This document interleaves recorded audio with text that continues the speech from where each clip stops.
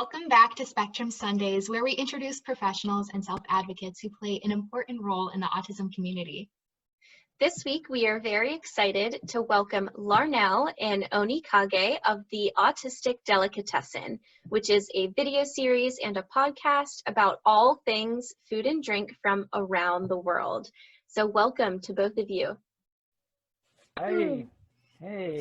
Thank you so much for being with us today. So on Spectrum Sundays, we like to acknowledge that there are many different ways that autism can be labeled or addressed.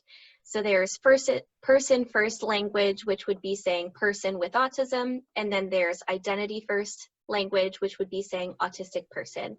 So we wanted to start by asking if there's a preference for you, one over the other, and if you could explain why.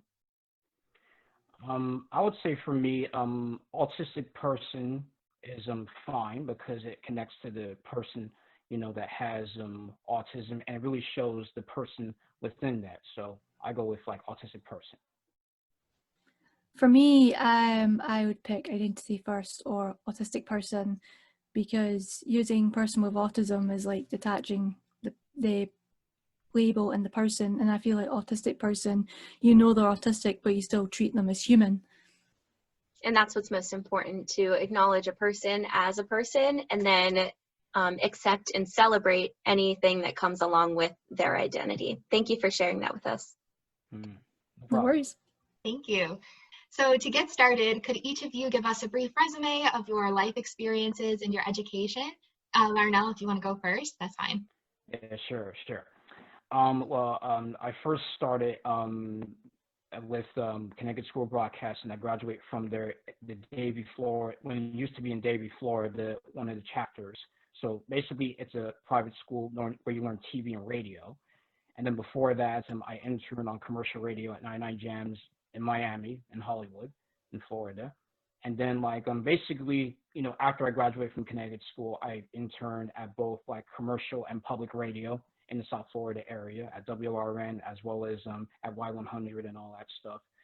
So in the midst of that, I've done a podcast called Inoculation, which is like music and arts and all that stuff, and then on to Inoculated Radio, and then Inoculated Expressions, and then of course Get Inoculated, and now with the Autistic Delicatessen. So basically you can say that I have a resume in broadcasting, not majorly, but just in that though.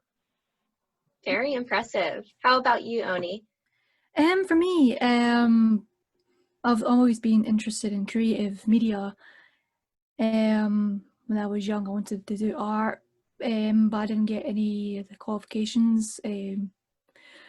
So in college, I did a few courses before that. I liked computing and stuff, and then eventually I went to do photography on a whim, and it turned out one of the things to do. And I've been doing photography at college, and then I'd done it in university.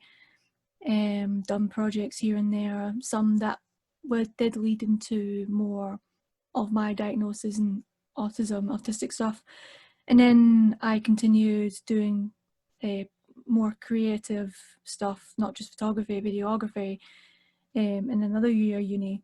And since then, I've just been experimenting all of my mediums, but I have been using all those mediums into my blogging projects. So there has been use for them. So Very good. Well, we will get into the Autistic Delicatessen in your project together in just a little bit. But before we get into that, Larrnell, you mentioned that you have individual projects that you work on, Get Inoculated. So could you share with us a little bit more about what inspired you to start them and what you've been doing with that project? Well, sure. Basically, when I first started podcasting, when it was inoculation, all that stuff, it was really more on the fact that it was just basically just underground hip hop type stuff. Just basically, I say a song and I back announce it, which is broadcasting terms for, like when you listen to radio, you hear a song and they back announce the artist and the song, and that's what it was. And then, of course, to make the long story short, then it became Inoculated Radio, to where it was more on like eclectic music and all that stuff. And then I started having guests on the show and all that stuff. And then, of course, Inoculated Expressions, to where I came from podcasting to internet radio for a time, and then went back into podcasting, you know, after I hit my peak or something. So, yeah. But Get Inoculated was a segment that was on alternative frequency, which was on like a local community radio station in Tampa called WMNF. And basically, like, alternative frequency was like a socially conscious / music show and all that stuff. So, you know, my thing was like interviewed artists. I played 2 tracks or something like that, and you know, my segment would air on the radio station way early in the mornings and all that stuff. You know, it's not currently announced, so you know, like for me right now, like I think my main focus will be on the Autistic Delicatessen. But again, like if people want to listen to Get Inoculated, you know, they can go on inoculativeexpressions.polymac.com. There's a lot of nice interviews and all sorts of different artists and independent artists, which even during this time of COVID, like hopefully you can support and, you know, be able to check out though. Absolutely. That's why we were so interested in asking, because both of you have an extensive involvement in all different projects. So we really want to hone in on that and have you share that as well. Thanks. Yeah, thank you for that. So Onikage, you also mentioned before we went on to this meeting today that you wanted to share a little bit more about Land of Infusion in your podcast called Autish. So could you tell us a little bit more about that?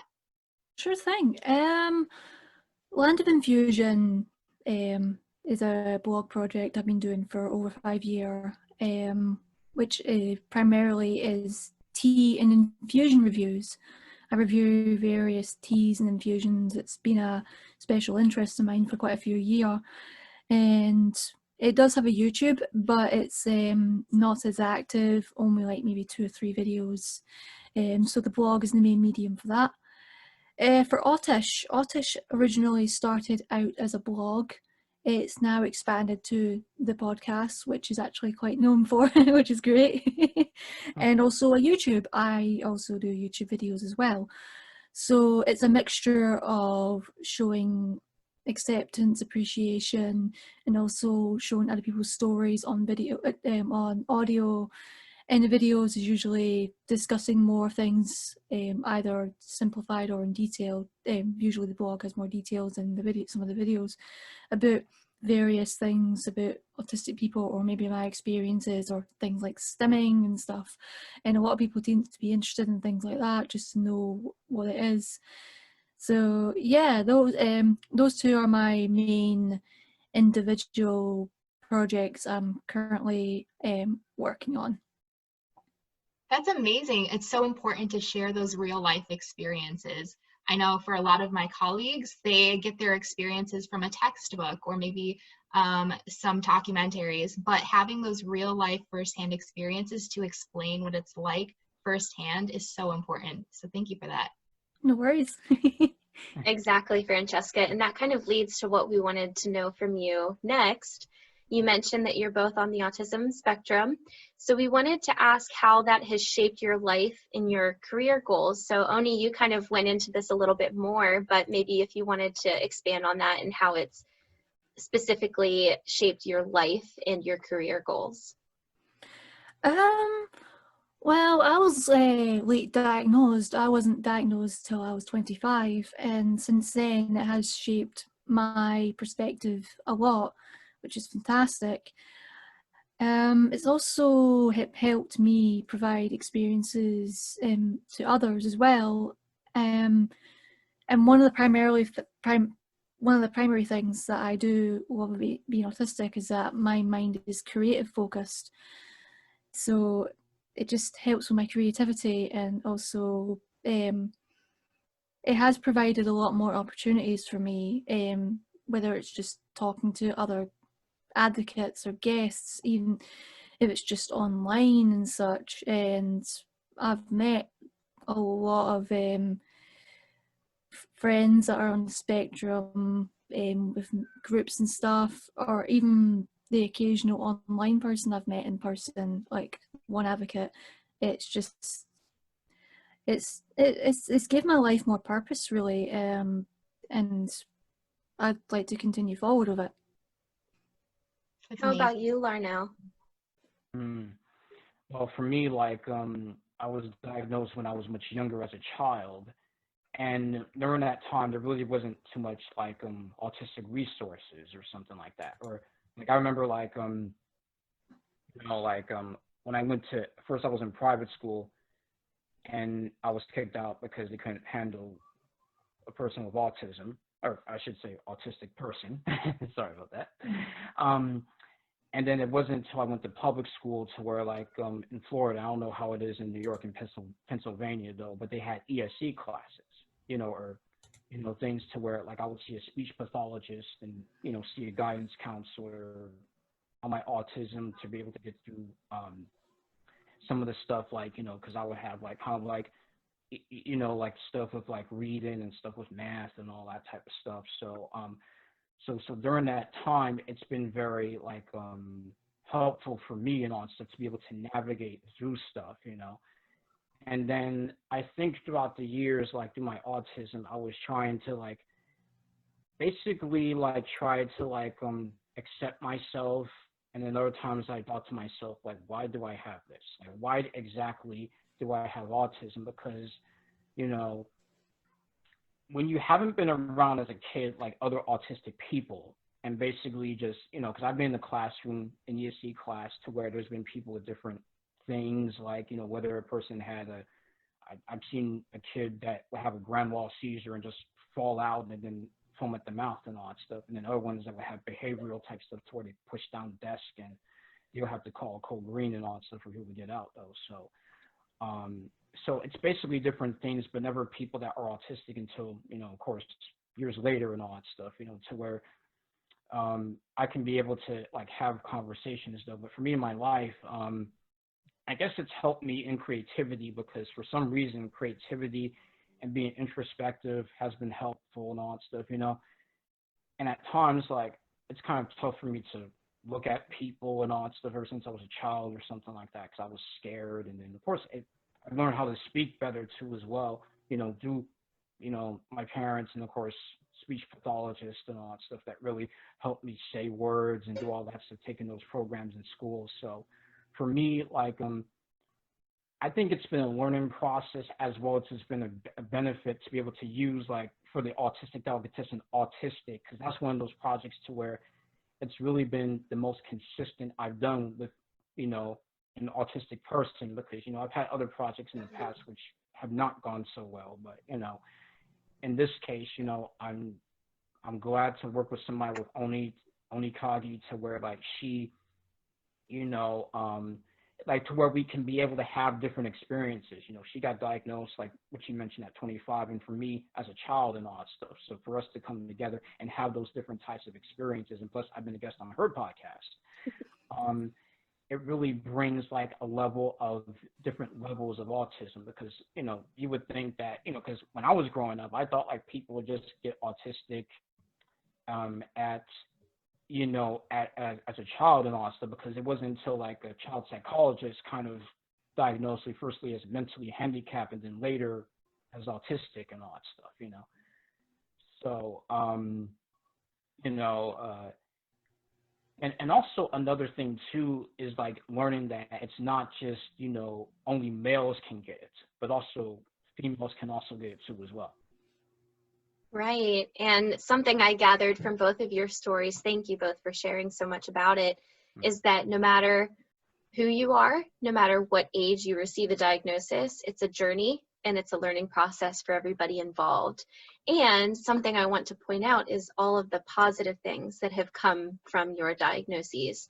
So Oni, you mentioned about your creativity and how it's helped you kind of evolve as a person. And Larrnell, you mentioned how it pushed you into this broadcast and journalism realm and to really hone in on your speech and public speaking skills. So it all ties in with who you are now, and it's really heightened your experiences. So thank you so much for sharing all the positives as well as maybe the trials and tribulations that you've had to overcome. Thanks. Of course.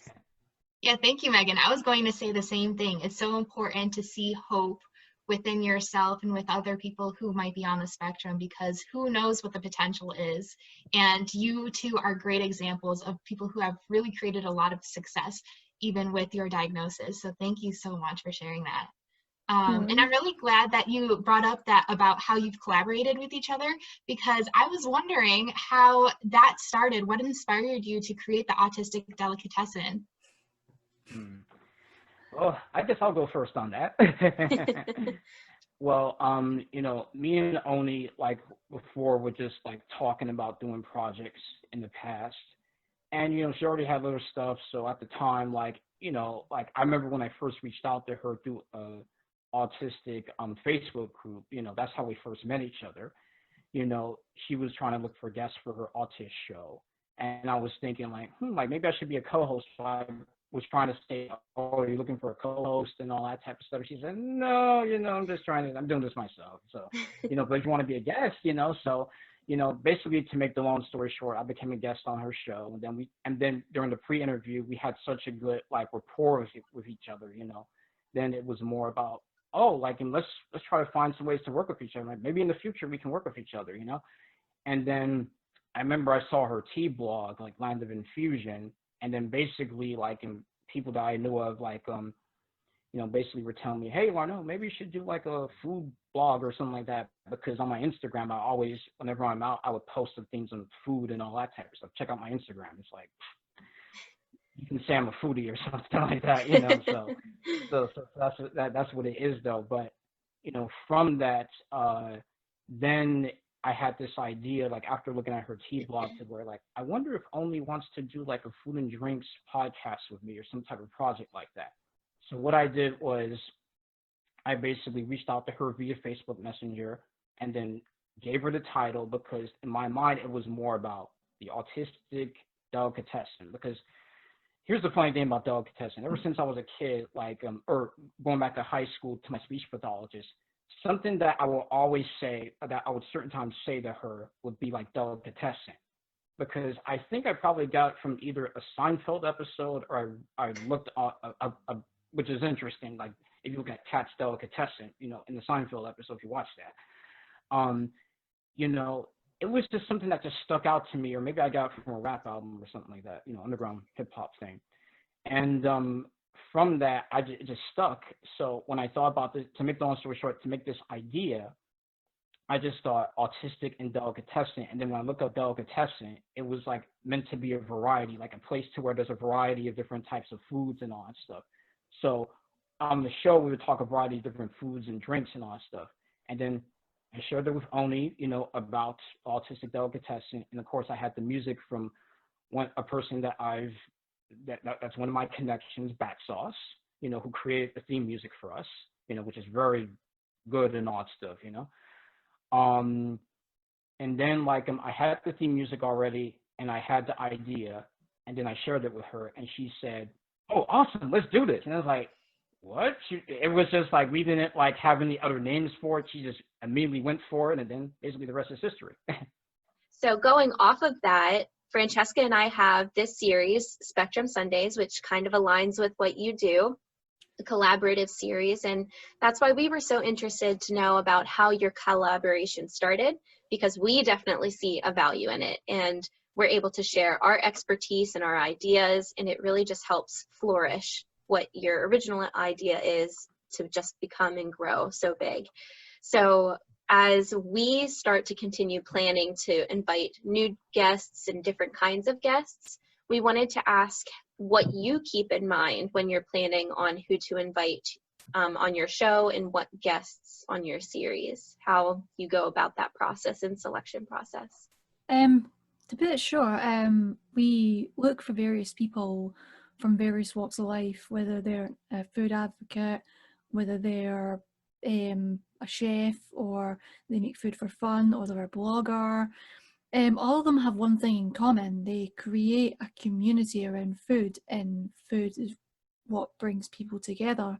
And it's been an unintentional reoccurring theme for the Autistic Delicatessen, and I find that a fantastic thing that's grew since then. I'm already starting to get hungry just thinking about all the different varieties of foods and things, and thinking about Larrnell's grid on his Instagram, all the things that he posts. Yes, I'm surprised, Megan. Like I'm surprised maybe Megan, you haven't really liked my stuff yet. Oh, I haven't? Oh no. I certainly see it. Yeah. Well, I will have to go through and spam your account with likes because I definitely see it. Thanks. So I want to touch back on this idea of collaboration because Megan and I, of course, know how important and impactful that collaboration can be, and especially in the role of advocacy, which you both have done so well. So could you speak more about how collaboration has allowed you individually to grow and maybe some of the projects, maybe some of the opportunities that you've had within your projects because of your collaboration? For me, one of my first collaborations when I just, I think I just started Autish at the time. I was featured as a podcast guest for Yen Purkis. They wanted me to talk about autism and art due to my previous projects before Autish involved autistic people, and they were basically art projects, but one was more of a documentary with photos on the side, and the other one was more of a photography project with a video as the side. I'll briefly mention them later. So since then I have collabed with a few other advocates and also Larrnell of our project at the Delicatessen. It just shows that we can find more of an audience or more people to show our works and also bounce ideas off each other and show two perspectives in one. And it's just a fantastic thing to see. I love seeing a community collab with each other and make different projects together, and it's just wonderful to see. And really, like for me, like to be involved with like a consistent autistic project has really gotten me to like really, because before I was already learning somewhat about other autistic people, but really, learning it from different angles, and being able to know that two autistic people can be able to do a podcast and do like a video series. And then it's not just about autism or something, because the main thing is like, if you want to see autistics as people, see them in their work, see them in what they do right there, because sometimes certain people may not get a chance to see that or get a chance to really understand that, because like you two ladies, you both are advocates. So to have this show, like on Spectrum Sundays, you're more of like, in a way, trying to learn how to be better advocates, basically, like how can we better serve the autistic community more so than just being ones that just go by only a stereotype. And for me, like even as a person that's been living with autism for some years, for really years and all that stuff, it's helped me really to it's helped me to really see like a wide spectrum of different things. Because also like another thing I forgot to mention is that when I used to live in South Florida, I helped out this organization called Autism in Music. I was one of the volunteers, and basically they're an organization to where they have kids on the spectrum be able to have music therapy and all those type of things. So I helped out at some of their events. So I've worked with other autism advocates, basically. That's what it is. So, but just being around autistic people, that are kind of like me, it's like, it shows that you're not alone, because like for years before, I just thought I was just alone. Nobody's going to understand me.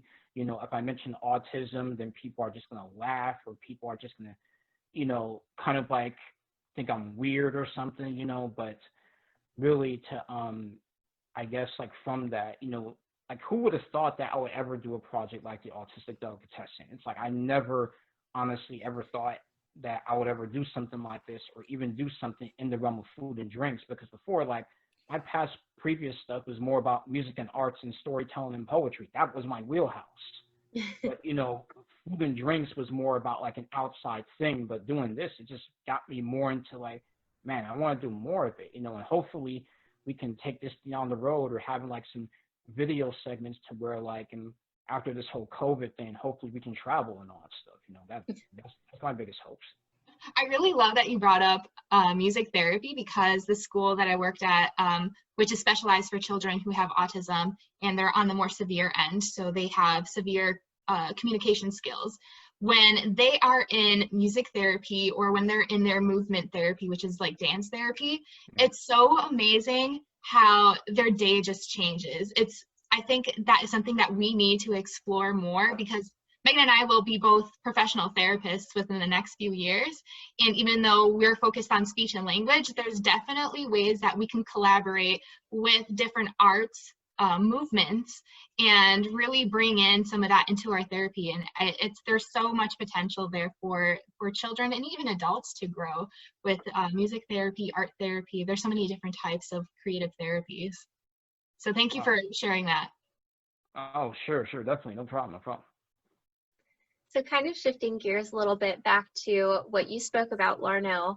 As advocates, we really want to get to know autistic people and share their perspectives, and also share some of the highlights of their experiences, because we know that a lot of people have negative perspectives about the disorder. So this is our way of dismantling that and showing that autistic people are people the same, and they have triumphs, and they have very great things to contribute. So we wanted to ask how your passion for autism began, and then maybe what are some of the most memorable experiences that you've had with other autistic people? Well, I would say, like, starting off for me, I think it was more about like coming to grips with stuff, because again, like, there was autism awareness, in America and all that stuff, like, just from the different organizations and the prominent organizations, here in America, which I'm sure you and Francesca know about, obviously, and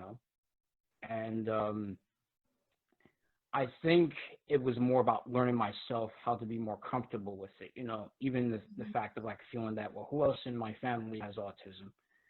So, because there was a thing, like, I remember in the past, I had an idea of, this was way before all this, but an idea to like have an organization called Autism for the Arts, because I felt like, autistic people had such a connection to artistic stuff, like creativity, even what Oni mentioned, like, and that's why, and that's another reason why we work so well together, because we're both kind of creative people, even though we have different levels of it, we can see each other's creativity and all. So I appreciate hers, and she appreciates mine, hopefully. But okay, yes. So it's really like a nice thing to be able to have right there, and when you basically like put it down to it, of course, it didn't come into fruition and all that stuff, and then I focused on other things within the arts and music and all that stuff. I always thought that, okay, like, once I get successful, then, I'm gonna do the whole autism thing and all that stuff, But then, like, I realized, even from being in different types of communities, and even like autistic communities, and hearing different types of stories and different levels, it's really been an educator for me, and I'm autistic, And also, another stereotype is people on the outside tend to think that autistic people tend to be either like only slow of speech, or they just don't speak at all. But there's autistic people that speak like me and Onikage, because when you talk to us, you wouldn't even think we're autistic until we say we're autistic, We're just regular people like you and Fran, just doing what we're doing, and we're very alert, not to take away from other autistic people, because autistic people can be alert in other ways, but, for us, like, because I remember, like, before, like, I thought, like, it would be kind of tough for me to be around an autistic community, because I thought it was only like certain people, like some people may not carry on a conversation as well, or some people you may not be able to have deep subjects or discussions or something like that. But again, meeting people like Onikage, I realized I can be able to talk with people. We're autistic, but at the same time, we're also people that can be able to have deep conversations and be able to have good connections, though. So again, I'm appreciative of people like that I met online, and even ones outside, and even other ones that are involved, to where I have deep conversations and connections. So from that, it's really helped me expand my knowledge of autism. I love that you say that, because I think it all boils down to our communities just needing to be more accepting and celebrating the diversity behind people, whether they have a diagnosis of autism or Down syndrome or, you know, whatever it might be. There's a diversity in every single individual and human being. So that's something that we just need to have an open mind when we meet people, that they're not going to be exactly like us and they're not going to be exactly like our neighbor. And that's okay. And that's actually something that's really meaningful and really beneficial for everyone involved in society. How Yeah. about you, Ani? Did you have any memorable experiences with other individuals or throughout your journey? I do. When it comes to my passion of autism, it started when I was unsure of my labels for my entire life. I was labeled special needs. It was vague. I had no idea what I was. I had a rebellious period going, I'm fine and all that. So eventually I was just tired.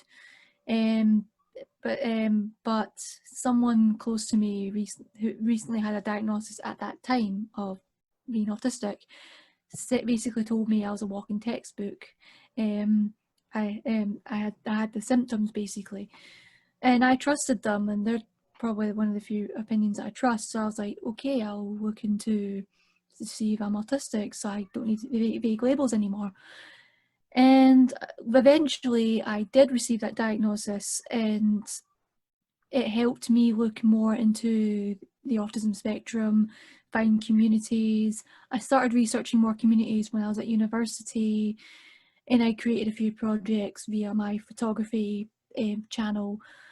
The projects were called Women in the Spectrum and Autistic Ways Agenda. And after them projects were done, I realised how much I loved researching autism and advocacy and spreading neurodiversity. And not long after I finished university for good, I started Autistic, and the rest is history, really.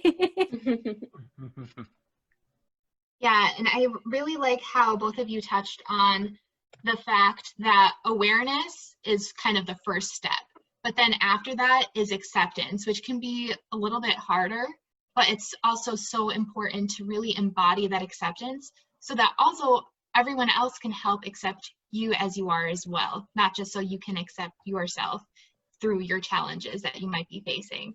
And I think the whole goal of our series, Spectrum Sundays, is really to raise awareness and acceptance for those who might be different from each other and have different abilities, and also to connect the autism community together. So we were just wondering what it means to you to be closer to the autism community. Does that look different for each of you? I would just say for me, it's also about understanding different perspectives, because again, like, you know, what I was mentioning earlier about me and Oni's story, like, we both came from, you know, different parts of autism, you know, or different perspectives, you know, because again, like in the US, you know, like the stuff that has been out there about autism has been mostly like it's a male thing, you know, and then of course, like me being diagnosed like at a young age, and then trying to come to grips with it, because at first, like, I just couldn't like fathom the part of me being autistic, because before, like, you know, in the media it was known as to be something to where like, oh, like you know, of course, like parents would accept it, but at the same time it's something to where it's something bad, you know, that type of thing, you know, to where it's like, you know, because, you know, like, you know, because back in the day and all stuff, it wasn't like, you know, there was autistic communities of people coming together and just trying to like help each other out and have resources, and at the same time, you know, be able to accept their autism. Because again, like when I first heard it, even with working with autism in music, that was something to where it's like, oh, you know, because I've heard of autism awareness, but autism acceptance is like, oh, you know, it's like accept, you know, it's just, you know, because the biggest thing was more about like, okay, how do we fix this and all that stuff? You know, that's what it is. Now, I say for the severely autistic, you know, I say the fixing is more into that. But for people that are mild and for people that are, you know, in my presence and all that stuff, you know, it was just kind of like, how can we be sure of ourselves? Because again, like, you know, there's an autistic term that I learned like in the autistic community that we talk about, which is called masking. And I'm sure in your past guests, you've had people talk about ones on the spectrum masking, you know, like how like we would try to like fit in with other people, because when I was in school, my thing was about trying to fit in with others because I didn't want to stand out. You know, I didn't want to be the odd person out sitting alone at the lunch table and feeling like, oh, he's weird. Oh, look, he's stemming. He's weird. You know, it's all that stuff, you know, because again, like, the main thing is just like, you want to be accepted. You want to be noticed. You want to be, you feel like you want to be somebody in that. So, for me, and then being able to connect with an autistic community and really trying to understand and all that stuff, you know, I think it's also realizing too that we all have different perspectives and all that stuff, you know, because sometimes, you know, there could be like some infighting, there could be some disagreements and all that stuff, you know, but really understanding that, you know, within anything. I'm sure even with autism advocacy, there could be some disagreements and those types of things, but realizing that what is our end goal at the end of the day? You know, like we have different approaches, but what is our end goal though? You know, and that what we're trying to do is just try to understand and learn, you know. So I try to come from more of like a good place of like, you know, look, certain people, autism advocates, they're still trying to understand autism. So for them, it's more of they only understand a certain aspect because in the mainstream media, they only see a certain aspect, but not a full aspect. You know, because back in the day when I mentioned I was autism to certain people, people were like, really? I didn't notice that, you know? Or some people would say, oh, you hide it very well, which is another form of masking and all that stuff, to where it's like, I think to myself, like, well, with autism, you can't really hide it. You know, it's more about you just don't talk about it, you know, so. And Oni, I don't know if we had a chance to hear from you about how the connection in the autism community, what that means to you. For the community, what I like about the community is that we all are doing our part, and I hope that I'm doing my part for those all over the world, especially in Scotland, where I'm from, because it's good to see various points of views from everyone from wherever they live, and hopefully that encourages more support groups in that country, because there is support groups in Scotland, but some are far between. There could be one in Glasgow, but there could not be one in one of the local towns 20 miles over, but there could be one in Edinburgh, but there's not one in places like in more further in the east. So it's a bit, there's places here and there, and I did do a mini series of talking to some of the support places throughout Scotland. Not all of them, I'd like to do them all, but it's just finding time and such.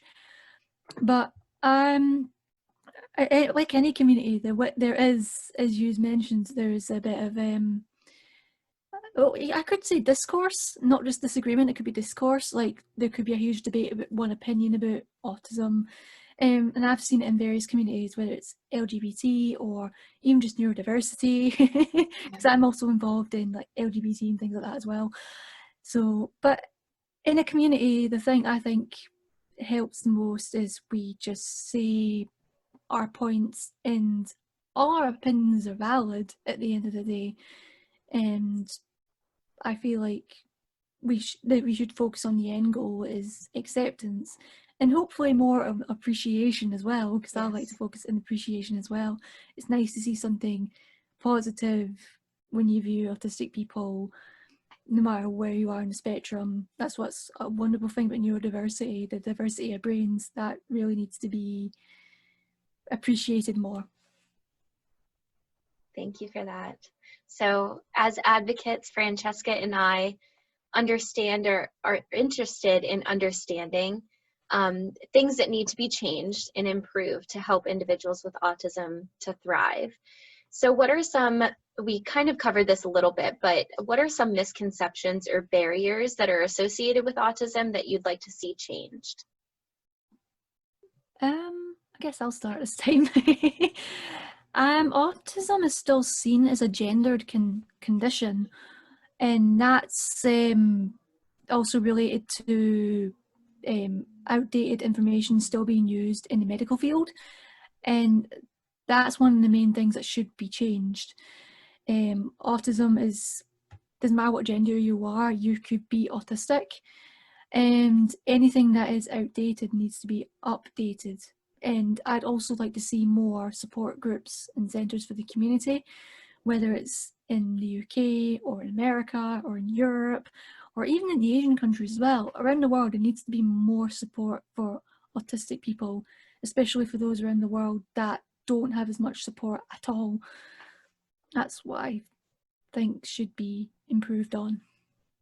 That's great. Yeah. How about you, Larrnell? All right.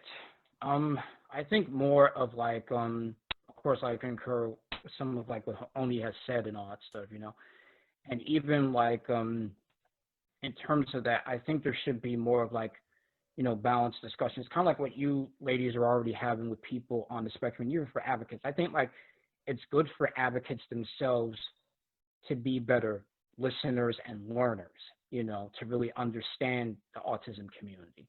Because I think like, you know, of course, like autistic people need to understand myself because look, I came from a different side and I'm autistic. So I always am learning from other autistic people, same thing how Oni is learning from all other autistic people when she first got diagnosed. So that's really what it is.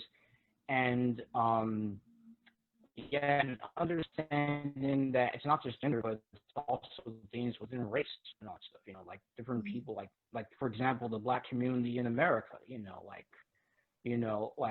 can have autism, and really having resources for the Black community too as well, you know, to know that it's okay to STEM, it's okay to be able to go to creativity if you're a person that's autistic, because there's probably some people in the Black community here in America that do not much come out. Like, again, I'm not an expert, but do not come out as much as an autistic type of person. So that's another thing I would like to see change too as well, you know, and really, you know, more of like the Black community acknowledging autism. You know, that's really what it is. You know, I'm not trying to say it hasn't, but really be more out there, you know, even during, of course, one of like these tough times too as well, you know, having better ways of doing it.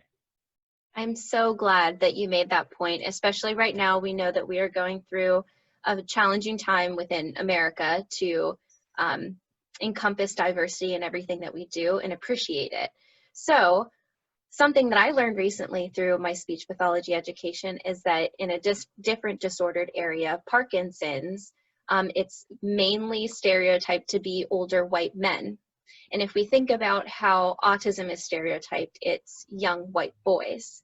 So it just makes me wonder how much that we're missing within Black communities or diverse communities in general, who is not certain that this could really happen to their culture and their race because it's just not represented that way.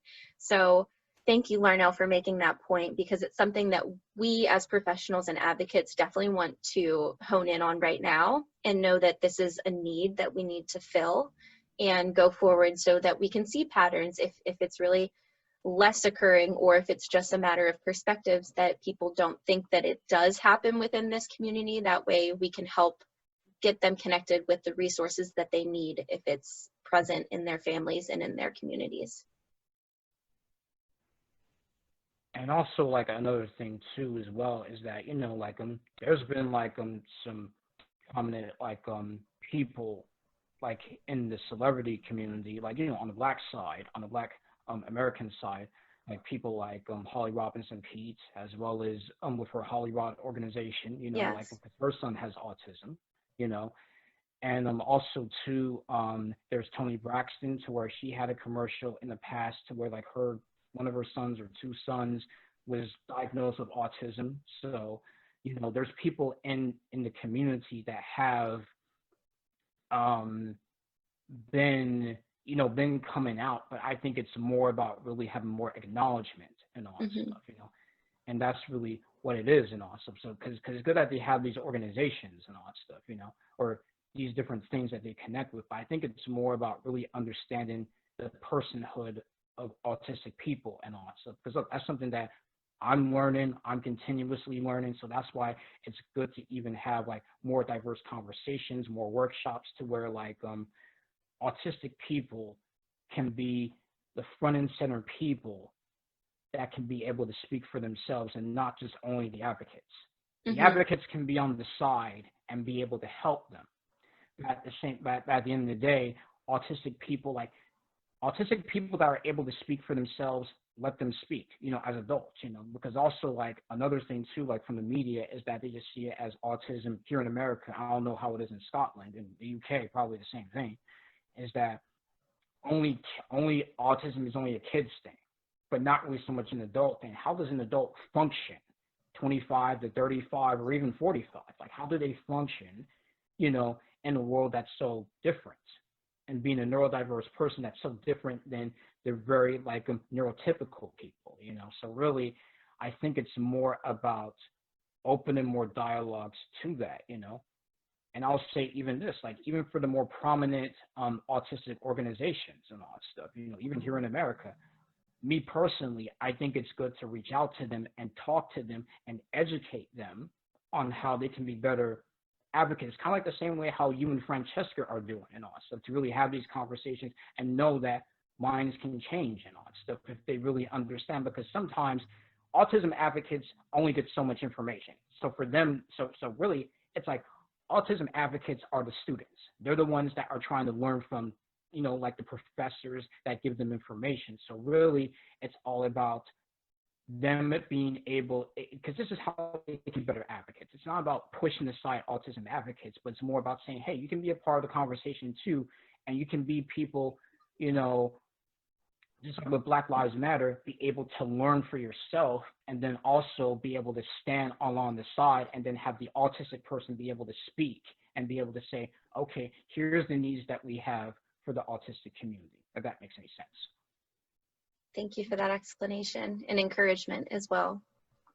Yeah, and that's why I'm so grateful that we have both of you here today, because you have such different experiences and unique perspectives that you can talk about being on the spectrum, which looks different in both of you, but you're able to really discuss how it's helping you accept each other and grow in your own professional careers.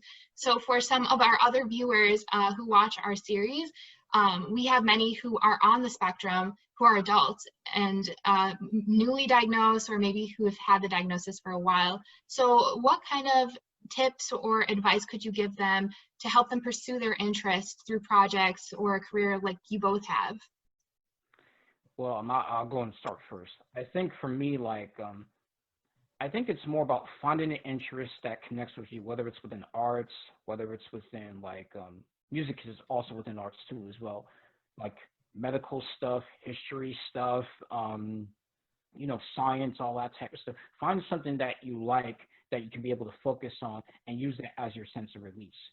And also be able to know who you are and be able to go off of that. Now, if you're severely autistic, I would say try to find some resources for you to be able to help out within those lanes and all that stuff, And I personally would say they're the ones that need more of the cure than the mildly autistic and all that type of stuff, just in my personal opinion, and also because severely autistic people are ones that, even I'll say in the Black community, that need the most resources and help and all that stuff. So again, if there's any resources in America or where you and Megan are, Megan, you're in Pennsylvania, Francesca, you're in New York and all that stuff. So if you can find any resources, again, you can if you're watching this online, you can reach out. If you live in the Pennsylvania or New York area, you can reach out to Megan or Francesca, and hopefully you both can know those resources over there and point people to those things and all that stuff.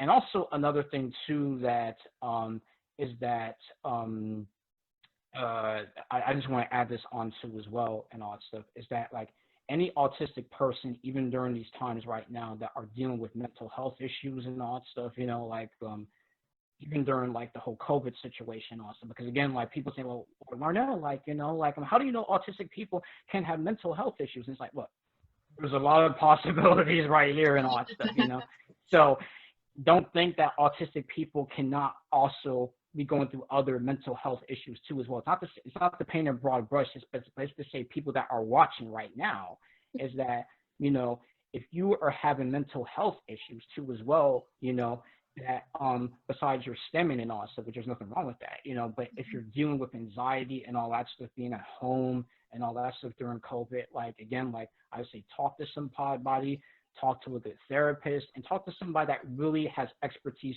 in talking to autistic people and being able to navigate through the mental issues that you're going through right now. Because again, like, I know people talk a lot about outside about mental health and all that stuff, but there needs to be more awareness within the autistic community, because there's autistic people right now that could be dealing with depression, that could be bipolar, that could be like all these other types of things that really do need the help. So if I'm the first guest here that's saying something, not trying to brag or anything like that, then this is something to where, like, again, if you're watching, get help, go to a hotline. And I would say, like, again, there should be more funding for mental health services. And even particularly in the autistic community, there needs to be mental health services for autistic people that are going through the anxiety. So that's something to where, like, definitely needs to be checked out and all that stuff. Yeah, and a couple of months ago, I posted a resource from Teachers Pay Teachers, which is typically known as maybe a teacher website, but they have free resources for anyone to use. And I downloaded a social story for children and adults who are on the spectrum and who are Black, who might be pulled over by cops, and how to react in those situations. So if you sign up on their website, you can receive free resources anytime you would like, or sometimes you'll get updates about free resources. And that's just one that I really love. But there are many out there. So thank you for sharing that. But Onikage, how about you? I've had to give advice to those in the spectrum, especially those who have a diagnosis or being late diagnosed. The diagnosis isn't the end point, it's the start of a new journey. It's no easy, especially if you're trying to find your identity, but the clarity is definitely rewarding. And for those who want to make projects based on their personal experiences, I say go for it. Why not? If you make music or you make videos, you want to make something inspired by your experiences, why not? Sometimes things like that are considered your best ideas, and if it's not as straightforward, it's more interesting conversation piece. Thank you so much. So we are nearing the end of our discussion today. It has been very enlightening, but one of the last things that we wanted to ask you is if there is one brief message or takeaway that you would like for our audience to take away from our conversation, if you'd like to share that now. For me, if you're an autistic person and you're struggling, find yourself a project. To quote Hank Hill from King of the Hill, find yourself a project. It's really rewarding in the end. Yes. And I would say that, maybe to a little bit concur with Oni here, but yeah, like find something that you love to do, kind of what I said earlier within the last response. And then also too, like try to find a community that truly like understands you, because again, like to be along, like to be able to talk with an autistic community and be able to just like have certain people that you're able to talk with that understand, it's always a good thing. As well as, like, I would say, if you have any advocacy friends, just have them, just tell them to listen to your stories, just have them be able to be good listeners, because at the end of the day, I feel like for all of us, including ones on this who are autistic, there's always things that we can always learn from each other. So be able to do that, as well as like be willing to have conversations. I'll say to all the other advocates out there, like be willing to have conversations with somebody like in your family or a friend that has autism to really fully understand or something like that, and don't see it as like, just because one person with autism, everything about autism. You don't. Look, and I've been autistic for all these years, even as a child and all that stuff, and I'm still learning. So just learn that like we're always learning and we're always trying to be better. Like whether you're an advocate or whether you have autism, like we're all trying to be better understanders, better students, better teachers. So again, like don't be afraid. Like if you did not say the right thing, or you're still trying to learn certain concepts, that's why it's good to like go to people and all that stuff, So yeah. While Onikage was talking about something, when she was mentioning about finding something that you're interested in and running with it, it reminded me of something I keep near and dear to my heart, which is finding a purpose for your passion. And I always remind myself of why I'm doing things, and it's because I take what I'm interested in and find a purpose for it. So I think that is really great life advice to give to our viewers. And along with that, with everything that you're doing with your projects, could you give maybe some insight about what's going to be coming up for you guys in the next couple of weeks, maybe in this month? Well, basically, one thing is like, please check out our stuff on YouTube as well as like our podcast site, which is the Autistic Delicatessen.card.co, which I'm sure you'll probably see like at the bottom of this video, or just like right around like on social media or Instagram, like whatever you're watching this. But currently right now, like me and Oni are kind of taking a break right now, because again, like we need a break. We're people, we're regular human beings, so we need that time away and all that stuff, But we'll be back sometime in the fall with some new episodes and all that stuff. So get ready. Like if you're into food and drinks, like definitely like check us out right there. Like we definitely have a lot to display though, that stuff, So on our shows, like on our shows of the Autistic Delicatessen, me and Oni would always ask our guests, like, or basically what Oni would ask is, what's your favorite food? So starting with you, Megan, do you have a favorite food that you would like to display? Oh, gosh, that's so hard. I'm kind of a foodie as well, so I don't document it as well, but I love buffalo chicken dip. I don't know if you've ever had it, but that is like the staple of every graduation party or get together picnic, and I really love buffalo chicken dip. Yeah, definitely. Like, yeah, and that's kind of interesting though. Like, since you live in Pennsylvania, Right. It's more like a southern type thing, because I'm a Floridian, born in Florida, all that type of stuff. So. Right. I'm Italian as well, so I felt a little pressure to give an Italian answer, but nope, that's my go-to, buffalo chicken dip. I can imagine you, Megan, being at a tailgate party and having something like that. It's a great tailgate food. You're right. Yeah. Fran? I don't know if I could pick just one, but if there's a food that I go to all the time, it's something along the lines of chicken noodle soup, or I really love seafood pho or pho. It's so good, and it's one of those things that make me feel at home. Maybe because it's like nice and warm in my stomach. I don't know. I just love pho and any type of soup-based foods. And correct me if I'm wrong, Fran. Like, is that Vietnamese or is that Thai? Because I've been to one of those type of restaurants. I think pho. I remember seeing pho at a Vietnamese restaurant. So was it? Yes. It's Vietnamese. Okay. All right. Yeah. And I think there's some different stylistic variations around that as well, but it's just one of those things. I'm not Vietnamese, but it just still it's like a home food for me. It's like a staple. I love it. Yeah. Look, I eat at different like ethnic restaurants sometimes too and all that stuff. So that's the thing too as well and all that stuff. So yeah, but honestly, it's good to hear though, because I'm sure Oni has had pho before, like I think I've heard about it, but I kind of have, yeah. I don't think I actually have, but I have heard of it, and Vietnamese food is generally quite healthy, so I really should try it. Yes, definitely.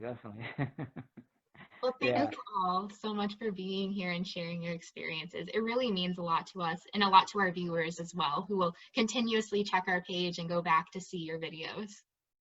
Definitely. Like, thanks for having us as guests. I really like, letting us have this like conversation with you both and all that stuff. So we appreciate it. Absolutely, and we have thoroughly enjoyed it. So everybody watching, please make sure to check out the Autistic Delicatessen. Keep up with their updates coming in the fall. And we look forward to seeing you next week on Spectrum Sundays at 1 o'clock.